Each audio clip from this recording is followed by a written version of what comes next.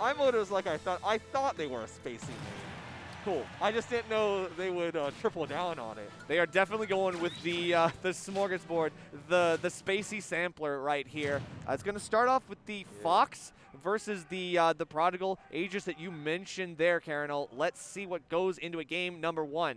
And in the match of Space Animals versus Swords, I kind of favor Space Animals. I'm with it sometimes. I think that Mythra, because she's so fast, can just demolish Fox. Like, that's something. But then, I don't know, Wolf I think does a little bit better.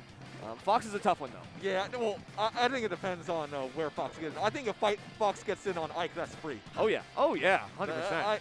That matchup, as an Ike main, that's cheeks. Terrible. That's cheeks. That's just cheeks. But we got Mythra here. She's able to foresight out of a decent number of combos. Right. Not all of them, unfortunately. Falling a bit behind. I would say, like, the most important thing for Fox right here is that, or well, really for Mythra against Fox, is that you can kind of foresight out of the combos. Like, if you have your timings on point, yeah, it's like, it's crazy. So we're gonna be able to get that juggle. Gonna have to air dodge as well, and then that's it. You are able to just juggle your way to victory, and that's the Fox. You saw he had no jump and just would not let go. Yep. That's what you need. Oh my God, what a catch with the smash art from nowhere. Yeah, that was a very clutch play to even it out. That's insane. So now we're just going to do a little bit more spacing. You have to kind of slow down the pace here as Falco. You have to maintain your rhythm in this game, and you have to make sure that you're not getting anything except what you want, right? You cannot allow Shulk to set the pace of this. Yeah, in this lineup, I actually favor Jin a bit. I think Shulk does a fine job against Falco. Yeah. Able to outmaneuver him. Well, that's not being shown right now. iModerz Falco is looking pretty clean, to be honest. All right, but a high backslash still going to give yourself something to work with here. We are going to go with the smash art in the same way that fading Nair is like a really good way to do it. Yeah. Not sure why he went for the down air punish. When Shulk is in shield mode, I think he should just, or not shield mode, smash mode, he should just go with the back air. Right. Just like Shulk will delete you, but he also gets deleted pretty quickly. Very true. One of those. Yeah, and one of those trades that really works out in your favor if you're iModerz. Jin is now forced onto the Ike. This is where things can get interesting because Ike can really bully some of these characters that, I mean, I'm not going to say Falco's slow. Like, definitely not slow, but might be not as fast as like something like Fox, right? Right. But like huge jump height, and anytime you're in the air, Ike is ready for something big, right? Ike wants you in the air so he can get those punishes. Yep. The one thing I will say that for this matchup, Ike is actually very susceptible to just getting up tilted out of his. Yeah. But able to pick up the stock there. That was clean play by Jin. And of all the spacies I'd want Ike for, Wolf would be the one. Yeah, for sure, because Wolf is not like the other spaces in that he does have disjoints. He does have more range than the other two, and he has a little bit more heft to him that you need to like be a little bit more cautious. He can be very, very volatile, and so can Ike, but Ike's flowchart is often so much more linear, I think. Right, it's just that Wolf is so much more honest with Ike than Falco or Fox. Exactly. If I'm playing Ike versus Falco, I know that guy is just trying to... You're trying to cheese me out. Trying to up-tilt me. And, yeah. And I know that I'm never hitting Fox in a million years. Exactly. Wolf's the one where I'm like, all right, I have a game plan. I'm a bit flowcharty, but I think if I just land my hits, it'll all work out. Exactly.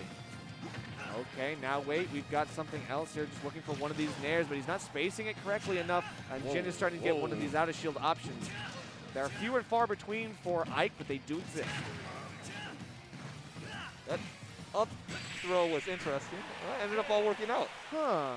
There were some interesting options. Not what I would normally expect from an Ike, but everything ended up out in their favor at the very end of that. It did at the end of the day. I think iModerz hesitated in the last moment where you could see that Jin was running off the platform, like just completely landed, turned around F-tilt. And what iModerz had done in that moment was run and then shield, and then let go of shield. Yep. And then like I was like, so why did you put up shield if you were just gonna drop it? Yeah. Some interesting options. We're gonna see if we're gonna stick the same lineup.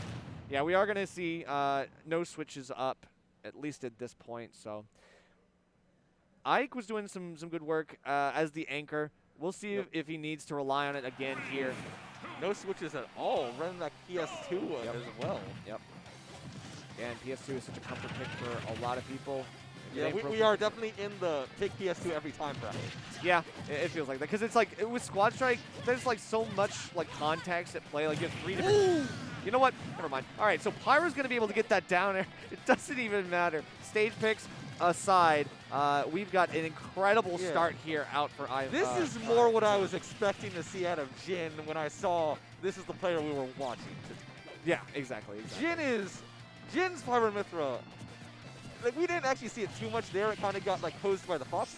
Yep. But when Jin is on, The Pyro Mithra is so clean. For sure.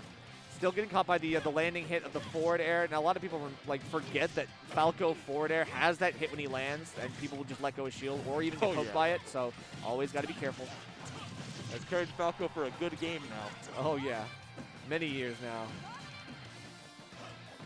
Cannot get anything here. A little bit far away for the grab, and I mean I like the spacing. Obviously iModerz is trying to having to play very conservatively, but is doing so well. I would say well enough.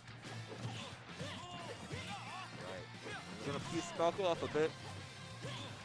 And when you're against Pyro Mithra as a space animal, you gotta accept this is just a thing that's gonna happen.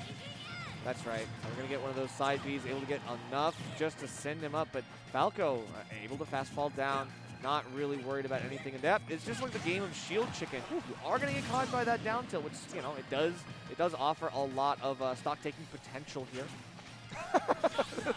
All right. Optimistic. Got a comedian over here. Yeah, look at this guy. He thought he could just backslash from Angel platform. Shield art up. All over the place, apparently. Yeah, I mean, shield art up, not going to be able to get really anything off of that. It's only 16 damage, if anything, so. And this is where I'm very scared for Falco. Like, Shulk is hard enough. Shulk with a lead, that's not even Smash Brothers at that point. Shulk with a lead and speed art, honestly, really, really good. Now, we got Shield coming out, a little bit of a necessary evil, it seems. Has to get himself back in the fight here and get some way to close this out. This Falco has overstayed his welcome.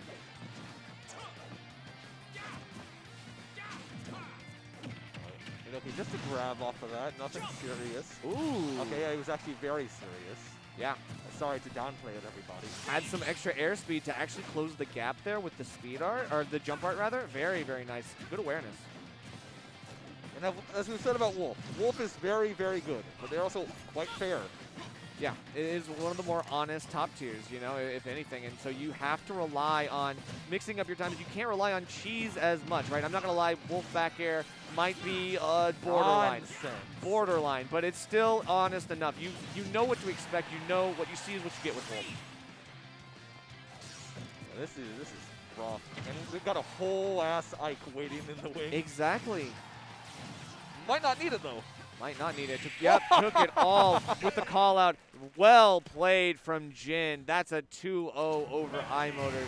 Really just achieved his win con, said, I have the lead. I know that I've got you on the ropes. And that was like the max distance that he could have gone to be able to get back from that. He gave him no chance. Yeah, that last one was a Twitter clip for sure. True. The confidence, though, from Jin just pulled that one out. Yeah, I totally understand. It is, it's pretty crazy. It's pretty crazy to see how well that actually went for Jin, because that first game was a little bit closer, right? Had to rely on the Ike as the anchor, and then ended up, like, when back was against the wall, clutched it out, did the right thing.